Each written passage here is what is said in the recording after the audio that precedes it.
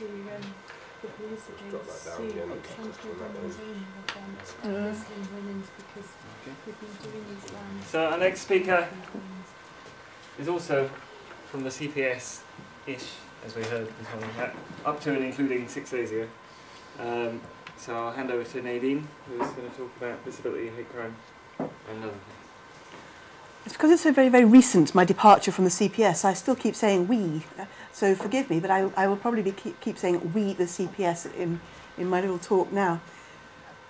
I did have a plan A this morning. I did have a plan which was going to have a little talk which had a beginning, a middle and an end. But since almost every speaker has spoken about what I was going to speak about, I've completely ripped up plan A and gone for a completely different, well, let's just put together a few points that had been raised during the day. And I'll just comment on those various bits and pieces because some of them were quite thought-provoking. And I tried to restrain myself from time to time from leaping up and saying something. So I thought, no, I'll keep it for this afternoon.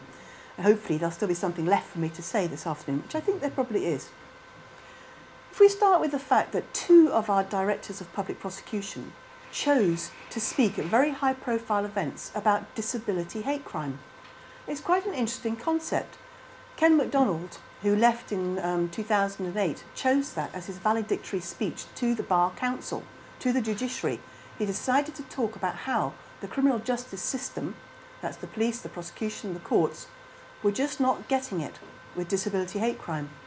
Now that was not a career-enhancing move for him, so it was very interesting that he decided to raise it.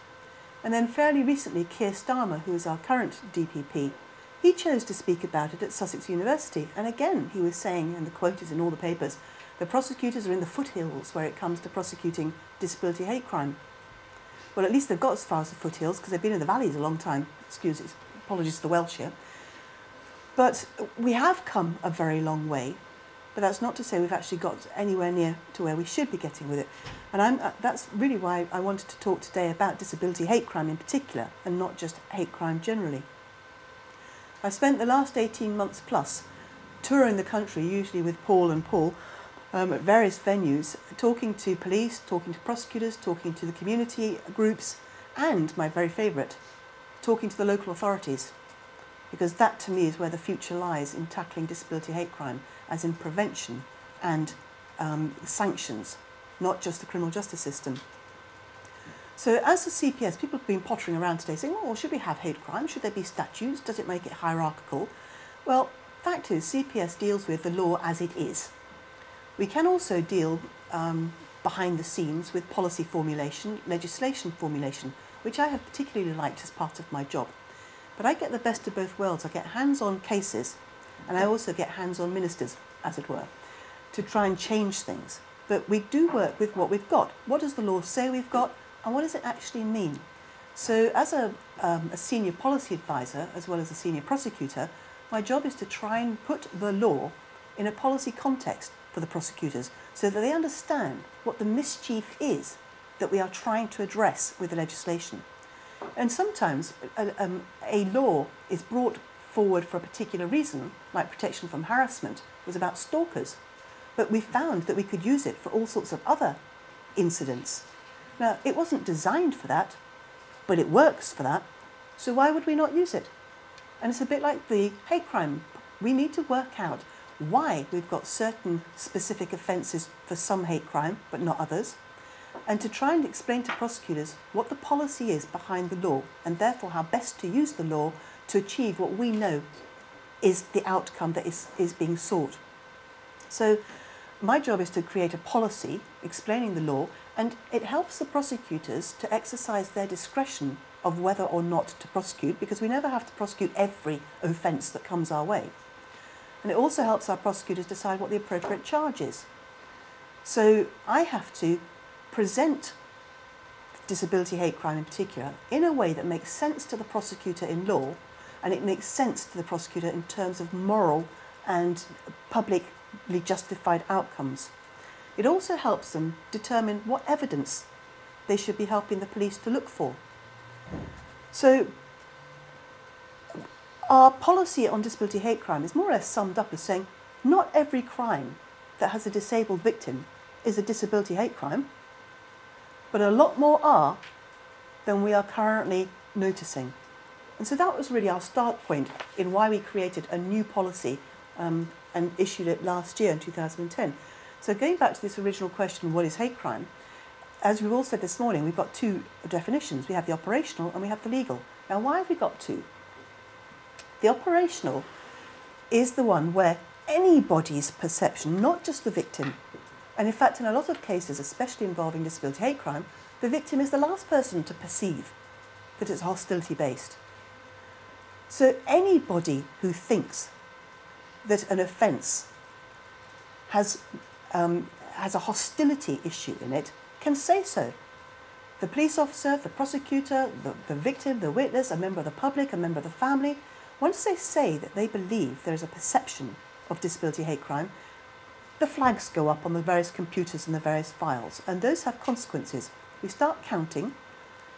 It triggers certain services for victims in criminal prosecutions. For example, if we were going to drop the charge and it's flagged as a hate crime, we will offer the victim a meeting with the prosecutor to explain why it is we're dropping the case. If it wasn't flagged and it didn't fit in one of our other categories, they wouldn't get that meeting offered.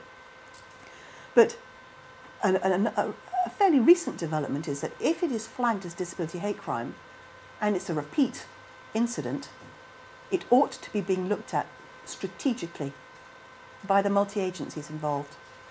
And the last consequence of flagging a file as a disability hate crime is that it puts the police and the prosecutors on notice that they ought to start looking a little more carefully at the circumstances of the particular offence they've got before them to see if there have been others, either involving that victim or those defendants or both.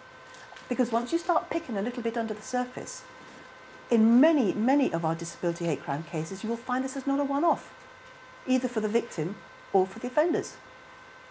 So we're on notice. Once you look at an offence and think, I wonder if disability had something to do with this and not in a good way, that's when we're supposed to start looking. Give you an example of where we would say disability is completely coincidental. Guy parks his car at the railway station, he comes back and his car has been stolen. A common occurrence at British railway stations. Now, the guy who owns the car is deaf. Disability hate crime? Probably not. Probably nobody's going to flag that up as a disability hate crime, so we're not even then going to start digging below the surface. Another example. A guy's house is burgled fairly regularly. The guy's deaf. Now, he may not tick the box and say, I believe that I'm targeted because of my deafness. But I would expect the police officer or the prosecutor to say, hello, this is interesting. It's not all the houses in this road, it's just his. Wonder what that's about. And we ought to be looking. We still may conclude at the end of the day that there's no evidence whatsoever to say that there is hostility based on disability, but we should be asking the questions. And this lovely word hostility as opposed to hate. You've heard from Bethan, hate is reserved for incitement. Incitement are the highest level of cases because they interfere with freedom of speech and freedom of thought, etc. The government deliberately set the level very, very high. You have to prove hatred for incitement cases. But we're not talking about that. We're talking here about hostility. It is deliberately set at a much, much lower level because of the volume of low level and yet highly harmful consequences of the everyday non-Ku Klux Klan type level of hostility. Not hatred, but absolute classic hostility, prejudice, ill will, unfriendliness, etc. So one of our first hurdles with the police and the prosecution and the community engagement people is to say we don't have to establish hatred. It's an umbrella term, hate crime. What we're looking at here, and I'm not going to talk about incitement case at all, what we're talking about here is hostility. So let's not set our own hurdles too high to leap. So when we look at the first definition of disability hate crime, we're looking at the operational one where nobody has to prove anything, no evidence, no proof, it's a perception. But the second definition is legal. And naturally with legal, you've got proof, you've got evidence. And that's when we've got to find a bit of evidence to prove. And we've got the same problem as the Germans in a way that we can count all the cases that were ticked as a disability hate crime.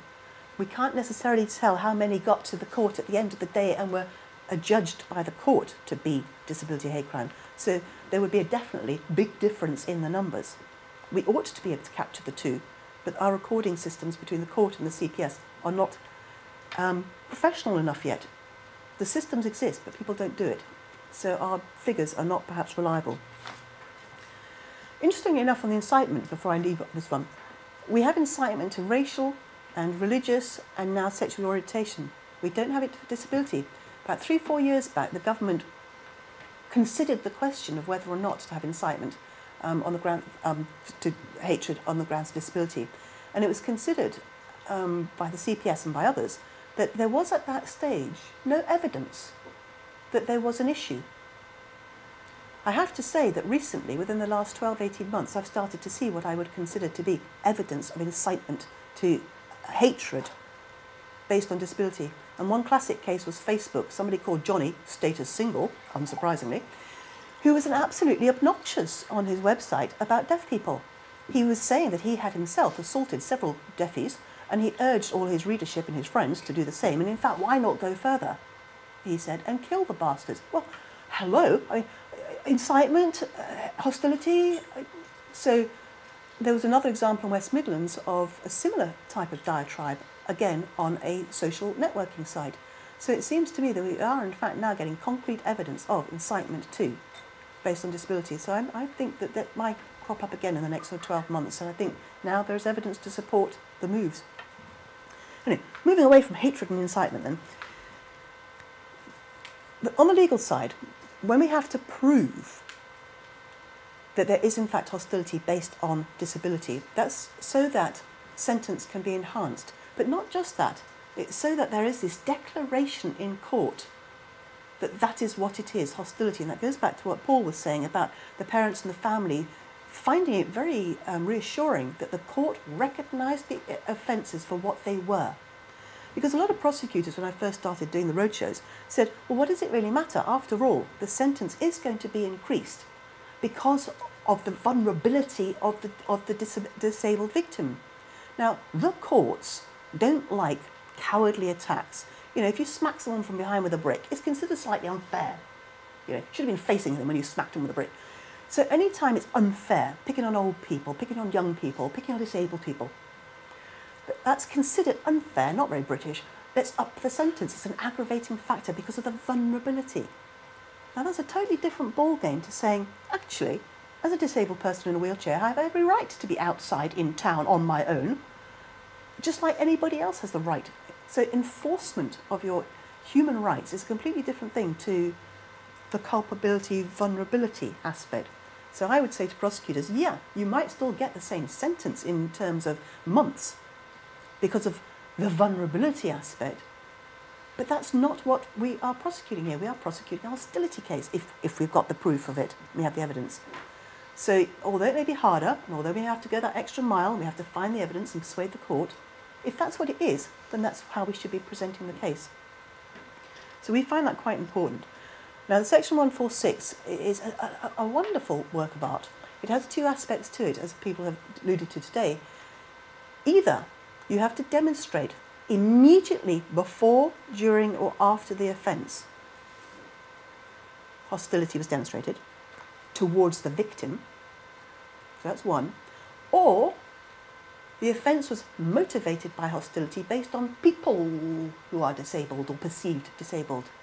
Let me give you an example of how both those work in one scenario.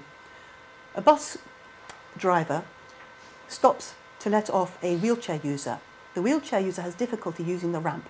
It's rush hour, it's commuter time, the bus is full, people are getting very impatient that they're being delayed getting to work because this guy can't operate the ramp. The passenger gets really angry, goes up to the guy in the wheelchair, kicks the wheelchair, shrieks abuse at the guy in the wheelchair, blaming him and saying he shouldn't be out in public and using public transport. Bus driver intervenes, bus driver stomped in the face. So you've got two things here. One is you've got a bus driver, a public servant, assaulted in the course of his duty. That's an easy box for the prosecutors to tick. That is a public interest factor to prosecute. And because it was something to do with disability, can we have an aggravated sentence here, an enhanced sentence? Yes, you can. Because the second part of Section 146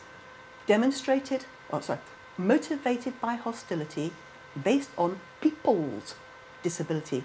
Not the victim's disability, but people disability. You can also charge an aggravated offence for the guy in a wheelchair because it was demonstrated immediately at the time of the offence hostility based on the victim's disability. So you've got the two-pronged attack. And we've been trying to encourage the prosecutors to look at both sides, to make that point understood by the courts. Because increasingly we're trying to educate the courts that that's what it's about. When a black guy goes to a police station and says he's been assaulted by 3 white blokes, the police officer will almost automatically think, I wonder if this is a race thing. A gay person goes to the police station and says he's been assaulted by these 3 blokes. The police officer will automatically think, I wonder if this is a homophobic thing. A guy in a wheelchair goes to the police station, says he's been assaulted by 2 blokes. Most police officers, most prosecution, it will never occur to them to think, I wonder if this is a disability thing. Why? Because on the whole, it's counterintuitive. If you are not aware that almost every single day, low-level, medium-level incidents of disability hate crime are occurring, it's completely counterintuitive to many people to think that this kind of stuff is happening to people who are disabled. And so they don't even consider whether or not it's hostility. Classic case, we had 2 people assaulted in Manchester's gay area. One guy in a wheelchair, the case didn't tell you whether or not he was gay. The other guy, clearly gay. And both are assaulted by some defendants. The guy in the wheelchair is tipped out of the wheelchair after being thumped in the face.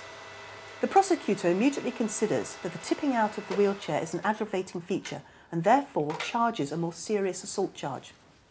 He then looks at the homophobic abuse when the gay guy is punched and immediately looks at Section 146, enhanced sentence, hostility based on orientation. Didn't look at it for the wheelchair guy. And yet Section 146, in exactly the same section of the Act, refers to both disability and orientation. So how come the prosecutor immediately thought, yeah, orientation, hostility, let's enhance the sentence, and yet didn't do the wheelchair bit? So that's why we issued a updated legal guidance to our prosecutors about the distinction between hostility and vulnerability, to try and make prosecutors look closely, because half the time they just think it's about opportunism. If a woman in a wheelchair is robbed of her handbag, well, it's because she wasn't going to be running after him. So it's not about disability hostility, it's just vulnerability, it's opportunism. But then that might well be so. But what if that defendant only ever targets disabled people? Is that not more than opportunism? Maybe it is, maybe it isn't. But the point is, look closely. Anybody heard of the X Factor, Simon Cowell? Okay, if Simon Cowell Googles himself, it will come up saying Nadine Tilbury says disability hate crime. So, yeah, poor Simon Cowell. But the point is, we try to get the prosecutors to look for the extra factor. There's also an advert that runs in England for Marks and Spencer's food. And it's this lovely soft voice that says, not just a meat pie, a Marks and Spencer's meat pie. Not just a carrot, a Marks and Spencer's carrot. So it's always about the extra quality, the extra factor that's in something that looks quite straightforward. So we're trying to get the prosecutors to look at any assault, any offence, as to, is there an extra factor? For example, we get an assault of a guy in a wheelchair who's then tipped out of the wheelchair. So not just punched in the face where he clearly wasn't going to be able to get up and defend himself, but then tipped out. What's the tipping out about? We have a profoundly deaf girl left in a park, 2 o'clock in the morning, having been told by her assailants that there are feral dogs in the park. They take out her hearing aids and then blindfold her. Now what's that about if it's not hostility based on disability? There's an extra factor that is not required to commit the offence. It's an add-on. So the more we looked at these types of cases, the more we found these extra factors. You know, the blind person's cane that is chucked away after they've robbed the blind guy. What is that about? There's an extra factor in so many of these cases. And that's quite apart from the ones where it has taken place over weeks or months, and this is usually when there's a learning disability or mental health issue, and the person is exploited and their benefits money are taken and they're set up to do shoplifting, and then these people move into their flat. Now those cases, what is the What is the motivation to be inferred if it is not a hostility, an unfriendliness based on disability? You know, why do they think they could get away with this behaviour with impunity? Is it because the guy, in fact, has a disability where he's not going to be able, or for all sorts of reasons, not going to be willing to report it? So we are trying to get prosecutors to look further than the actual bog standard offence that's right in front of their noses. I said earlier that we look at local authorities. I love working with the local authorities. ASBOs, these are a delight. We had some cases recently where we were not yet ready to charge. The police were looking into it. They were looking for further evidence. We had 3 yobs, and we weren't yet ready to bail them. We couldn't do bail conditions because we weren't anywhere near to that stage yet. However, we worked with a local authority who went for an ASBO, restraining them from going from certain places or mixing with certain people or doing certain things. So we were able to contain them for a month until we were able to work out what the evidence was for the criminal proceedings. When we got the criminal proceedings, we got a conviction, and then we got a CRASBO, that is the ancillary order. So because we took a multi-agency strategic approach, we looked at it long-term, short-term, medium-term, how to contain these guys, how to stop them doing it to other people meanwhile, and how to deal with it once they were convicted. Local authorities, if the defendant is living in local authority housing, they can be evicted for breach of their tenancy agreements, for their lawlessness. So it's a matter of a bit of lateral thinking sometimes, not always looking at just the criminal justice system, but looking at working with other agencies to try and put together a bigger jigsaw picture so as to stop the offending for that victim and to stop it for potential victims. So it's definitely not just a criminal justice system focus. Finally, a couple of points that came up today. People talk about the victim's perception. You know, does it matter whether the victim perceives it as being a hostility-based offence or not? And we've got a couple of cases. The judiciary have opined in this particular area. There's what they call merely vulgar abuse, which is you can be fairly offensive in Britain. That is what democracy is all about. But when you cross a certain line, it becomes a criminal offence. And so the courts are being quite careful to say what they consider to be merely vulgar abuse, and where they say it crosses the line and becomes an offensive and a criminal offence. There's also a case where we had a black doorman who was roundly abused in racist terms.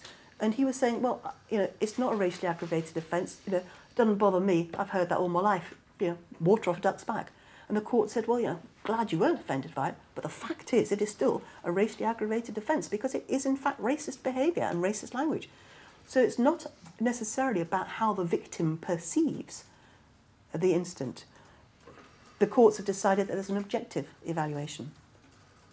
The business of the partly, you know, so I think, was it Paul, you were looking for a sort of a mathematical calculation of partly and whollies.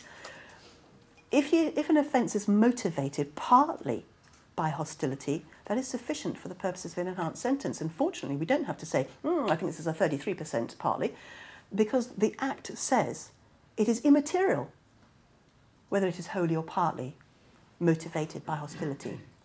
And we have a lot of cases that start off perhaps as an instinctive, opportunistic, spontaneous road rage, car park rage, but then it morphs into insults that go further than mere vulgar abuse, and it becomes very personal based on disability, parking spaces, etc., and becomes very violent. So you can move from a partly and a wholly, you can move from an opportunistic to a targeted, and that's what we say to the prosecutors is look at the whole of the case, look at all the circumstances and put it in context. And the very last thing I wanted to say was about minor offences. All prosecutors can choose whether or not to prosecute what might be a minor offence, and we don't prosecute all minor offences. We don't have the resources, and we don't think it's appropriate. But we have absolutely got evidence, and that's the value of all your research, all you academics. We have got absolute classic evidence to say that if we do not nip in the bud the early minor instance, they practically always escalate in seriousness and frequency until you end up with all the murders. And so, given that we're on notice now, it's completely irresponsible of us not to take action on the minor cases. And the awareness issue of disability hate crime is absolutely so demonstrated by a quiz I used to do at the beginning of most of my talks. I would name about 6 or 7 names and say, who in the audience has heard of these names? And everybody had heard of all the race names, everybody had heard of the homophobic names, everybody had heard of the child abuse names, and nobody had heard, until Fiona Pilkington, of any of the disability names. And the only reason people knew about Fiona Pilkington in the beginning, and now a guy called David Askew, is because it was printed in the newspaper as antisocial behaviour. And the whole of Middle Britain says, oh yes, we all have antisocial behaviour, the yobs, they're all let loose, the police do nothing. And that's why it hit the newspapers, because it was about yobs and antisocial behaviour. And it wasn't until then it became clear that actually it wasn't about a whole street being targeted by yobs. It was one house only. That happened with David Askew, that happened with Fiona Pilkington, it happened with Fiona Fox. There are quite a few names. And so CPS-wise, we're absolutely concentrating on this link between antisocial behaviour at first glance and actually not antisocial behaviour, but targeted disability hostility. So we have a way to go, but we have made some progress. Thanks very much.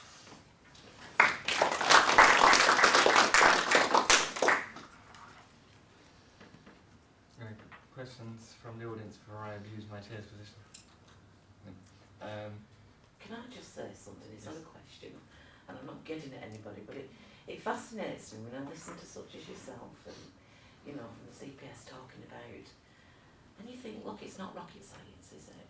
You know, and that bothers me really, that, you know, agencies such as yourselves seem to take forever to do something about the issues.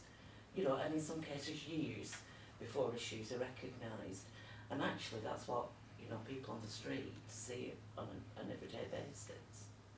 I think it's not necessarily a question of how long it takes us to recognise something, but I think it's the absolute eternal issue for many organisations is the policy is sound, but the implementation is dodgy. Yeah.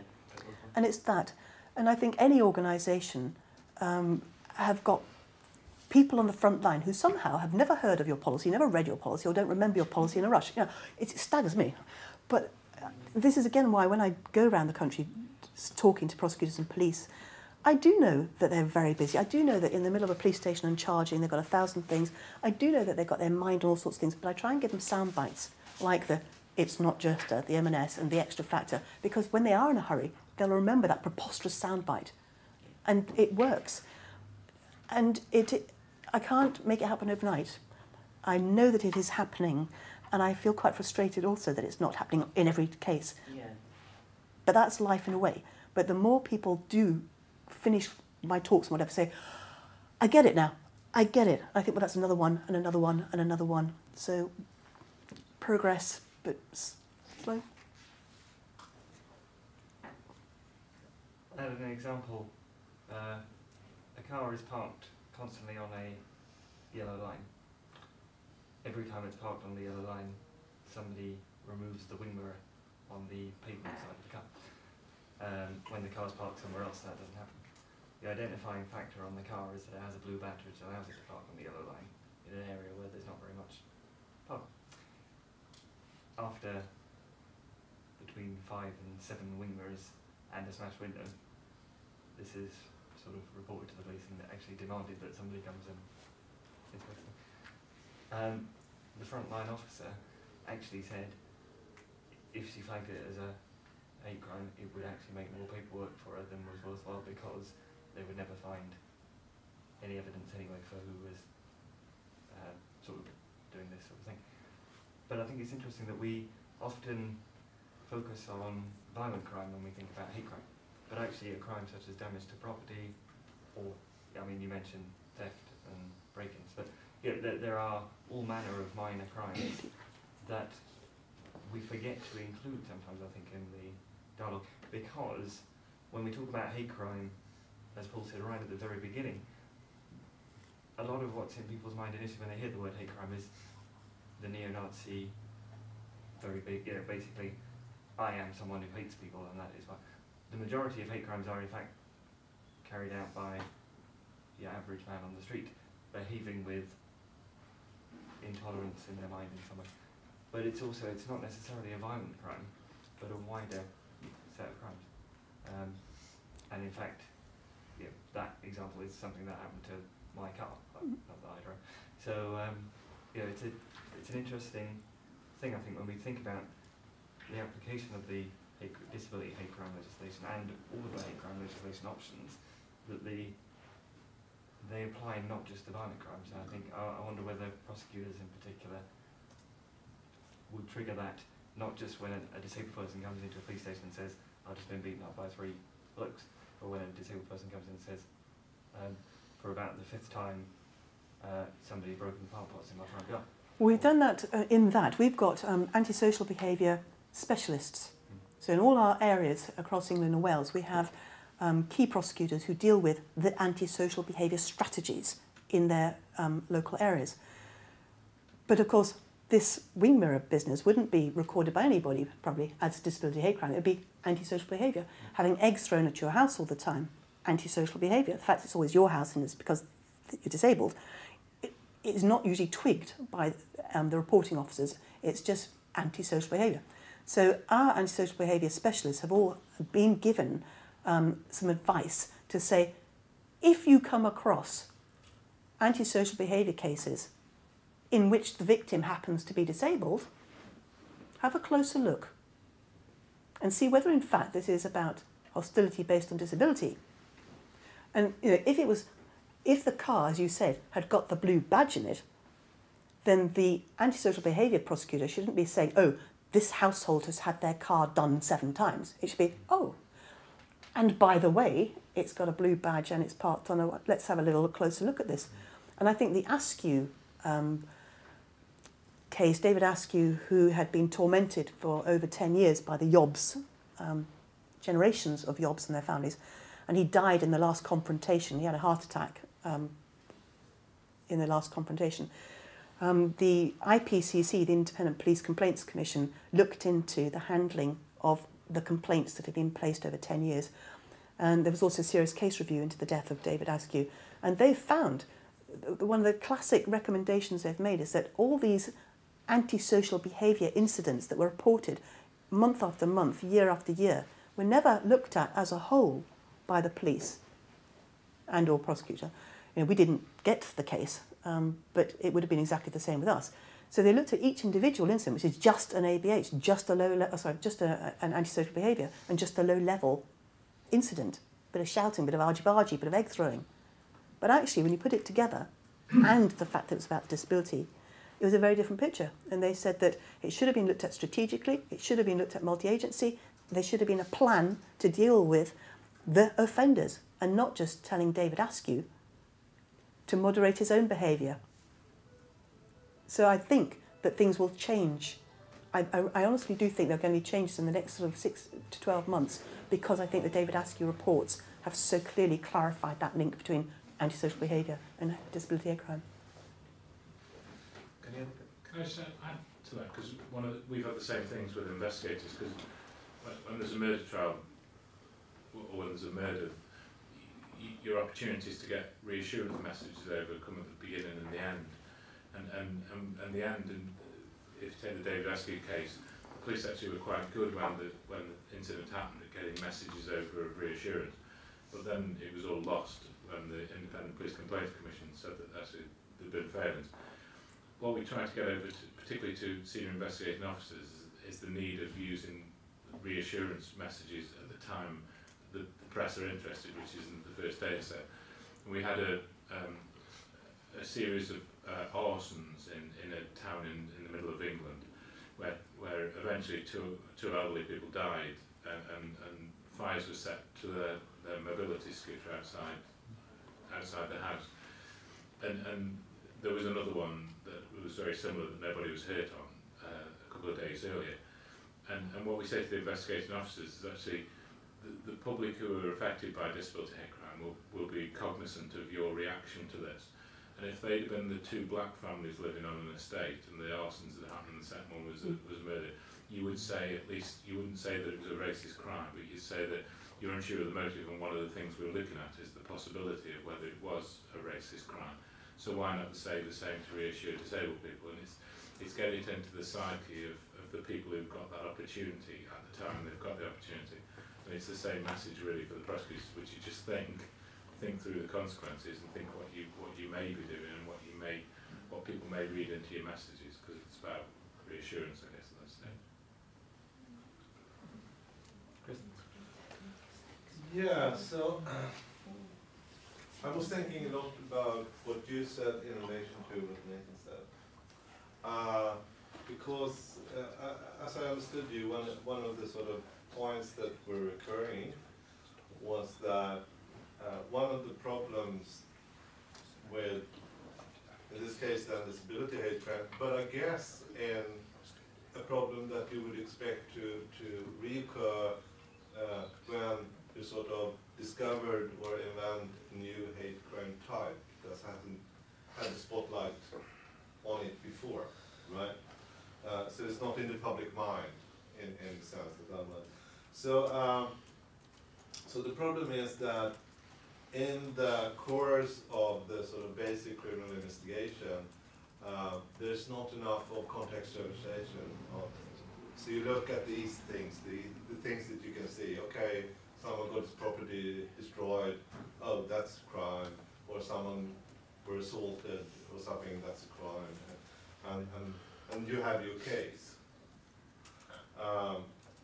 And might even that you find some factors that could be used for arguing for aggravating circumstances and so on and so forth. But if you look a little bit further, as you say, and see, well, this person that has a history of assaulting just this kind of people over and over again or something like that, then you might discover something more. And then you said, in connection to that, that this means, for instance, that even if the victim doesn't him or herself perceive this factor, it might be there. So while you held out as an important instrument in sort of on the basic level of discovery, is that you, okay, so take perception at face value. So then we have an instrument not to lose so many cases. I mean, some of these perceptions might be wrong, but we can start work on that. But you point, I sort of read your point then to say that, well, that might be not all right, but you also need something more. So victim perception isn't everything here as a tool to discover. Indeed. Hate crime. So, and for example, we have a 17-year-old autistic boy who is so maltreated by his friends. Yeah. He's severely injured at the end of the last incident, and it goes on for some, for months. But field that's treatment. normal life for him, right? But he never saw it as hostility based on disability. He didn't recognise himself that he had a disability. He didn't recognise this as hostility. It was just his friends. And he wasn't going to report it. He liked his friends. He liked his independent life. He didn't want people not letting him go out. There were dozens of reasons why he was not going to ever declare this as perceived hostility. But it was patently obvious to anybody who first took the complaint and then read the file that there was hostility. So this means that Paul's sort of victim perspective here can't be only subjective, in a sense, because the subjective point of view of the victim might be so shaped or framed by his or her ordinary circumstances. So they perceive what society, if they discover it, would perceive that this is something really bad and abnormal. This person perceived as something ordinary and nothing strange or anything, because they are exposed to it over and over again in the daily life, I guess. Yes. Okay, that's interesting. That's an extension, Chris, also of the kind of things we talked about around kind of toleration and yes. Everyday experience of life. Exactly. Nothing worth reporting. Well, and yet, the same with the doorman. Yeah. Sort of just said, well, it's water off a duck's back. Yeah. We've talked about this in another project that we have around disability, specifically, which is not around hate crime, but just around how disabled people experience education. And sometimes the adversity becomes just part of a daily set of activities.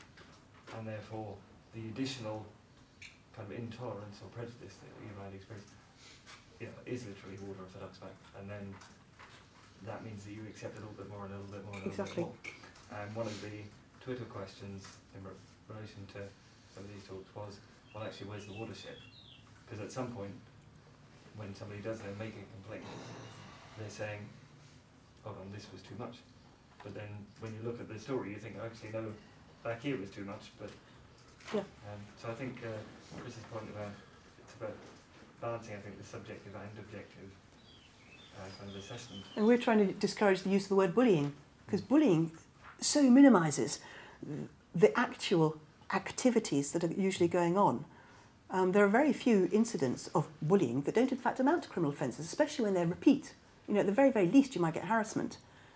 And usually it's a lot more, it's actually assault very often in what they call bullying.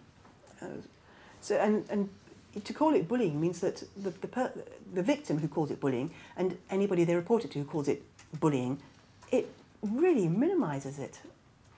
It doesn't reflect what actually it is. It's also an issue of evidencing, isn't it? The water of the duck's back attitude. People who are getting nasty leaflets, letters, whatever it is, and they just throw them in the bin until it's escalated and all that evidence has been destroyed. And interviewing techniques, that, you know, getting to the Pandora's box and doing it and getting all the information out. It's, you know, it's very, very difficult. From once you've got the thread, it's quite easy to unravel, isn't it? But it's someone picking up in the first instance that there is all this background. Yeah. One last question from Michael. I beg your pardon, but I have to come back to this antisocial behavior stuff. I'm a little confused now. I simply don't understand how it works. Some minutes ago, I asked if it would be possible to combine this antisocial behavior act with this hate crime legislation. And I think you told me it wouldn't be enforceable. It's different. It depends how it's being used. If you just look at antisocial behaviour itself, all sorts of incidents, lower level type graffiti, criminal damage, behaviour, becomes grouped as a antisocial behaviour. And sometimes it is an effective way of dealing with the troublemakers, and sometimes it's just, as Bethan was saying, a badge of honour, and they breach it and it's not enforced. And so if you're not going to be serious about enforcing it, then don't bother going for an ASBO. So those are the standalone ASBOs, the civil proceedings, no other criminal proceedings around them. Then we've got the CRASBOs, the criminal ASBOs, which come at the end of a criminal conviction of some kind. Now, what I'm saying in antisocial behaviour, what the link for us between antisocial behaviour and disability hate crime is that we have for too long just called it antisocial behaviour, all these little incidents that keep happening, without actually saying, well, that's funny, it's not happening to the whole road, it's not happening to everybody in that. It's only happening to this family, and they have a disabled child. So we're trying to say, connect. This kind of gets elevated from just antisocial behaviour to disability hate crime. But you can use, you recognise what the mischief is, you recognise what the offences are really about, which is then part of a bigger strategic approach. How are you going to deal with this disability hate crime in terms of the victim and the offender, which has got to be a slightly different way of looking at how you're going to deal with antisocial behaviour. So if you have got a good strategic multi-agency plan, you can use antisocial behaviour orders to try to control the behaviour of the offenders before criminal proceedings, around criminal proceedings, after criminal proceedings, but they shouldn't be looked at in isolation. Okay, I agree with you, but what I still don't understand is the case of Mark and his car. What would be the good if he would make a case for hate crime instead of antisocial behavior? Because as I understood it, the main problem is that the police officer doesn't know who did it. So whether it's a hate crime or not, would there be more resources for the police to investigate if it would call it a hate crime? Or? I mean, not necessarily. I mean, part of the issue is about the transparency of nature. When we did our audit last year, where we went into lots of forces and examined, 25% of the cases that the police recorded as hate crime, the actual police officers or a member of the police staff, whether it be the call handler or the were the one who recognised it as a hate crime. So actually the victim hadn't called for it to be, but the police had. And there was a real example that a series of attacks on gay men as they were leaving a nightclub in the city, that actually a couple of weeks after them, a heterosexual man walking home from his girlfriend was attacked in a similar vein to the assault. So the hate crime officer recorded that as a hate crime because, in his view, it fitted the pattern of the crimes on gay men that had taken place over another week. So actually it's conceivable, and it didn't happen because we didn't find the offender, but it's conceivable that we could have provided that evidence of continued offending as evidence of motivation, and the CPS could have convicted him of a sexual orientation hate crime without the victim even having any say in that whatsoever. Because obviously for recording, we're talking about the perception of the victim or any other person. For conviction, we're talking about proof of the evidence of the offender. So that's why there's this correlation that doesn't go. But it's actually quite common for us to pick out the hate element and not the victim themselves. So I'm now going to move on to Sylvia, who is the last speaker of the evening.